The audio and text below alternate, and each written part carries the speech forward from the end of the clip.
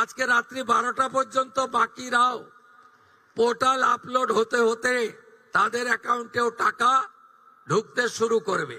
আমরা বেলা 1টার সময় আজকে টাকা ট্রান্সফার করলাম 1,09,92,378 জনকে।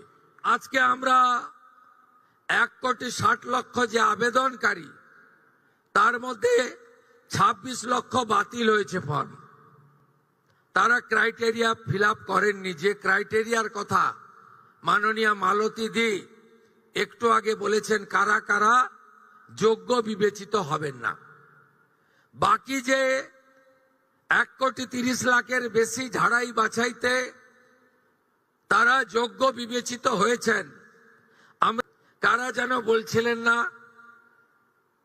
যে আগের সরকারের যে বরাদ্দ ছিল, এই সরকার বরাদ্দ মাত্র 1,000 কোটি টাকা বাড়িয়ে অর্ধেক বেনিফিশিয়ারি করে দিয়েছে।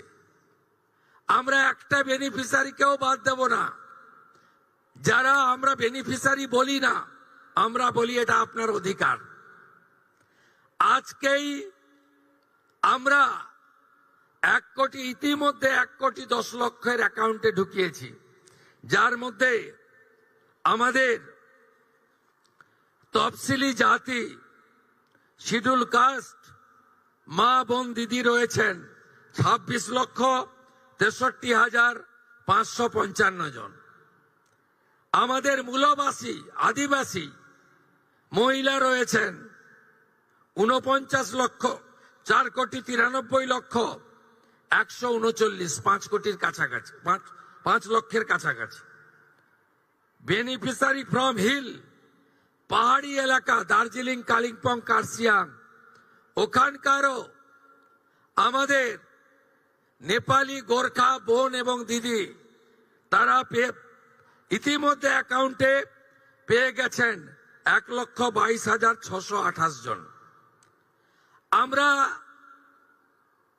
লক্ষ্মী ভান্ডারের যে 2 কোটির কাছাকাছি লাস্ট অ্যাকাউন্টে গেছিল, আমরা যখন সার্ভে করলাম, আমরা দেখলাম 27 লক্ষ এমন লোকের, মহিলার নাম আছে যারা ভারতীয় নন বা ভোটার লিস্টে নাম নেই। এক্ষেত্রে কিভাবে মৃত ব্যক্তির নাম আছে, এখানে থাকে না এমন লোকের নাম আছে, 3 জায়গায় ভোটার লিস্টে নাম ছিল, 3 জায়গায় টাকা অ্যাকাউন্টে ঢুকছিল, এমন লোকের নাম আছে। আমরা এই লোকেদের নাম কেটেছি, কারণ সরকারের টাকা ভারতীয় ছাড়া অন্য কেউ পেতে পারে না।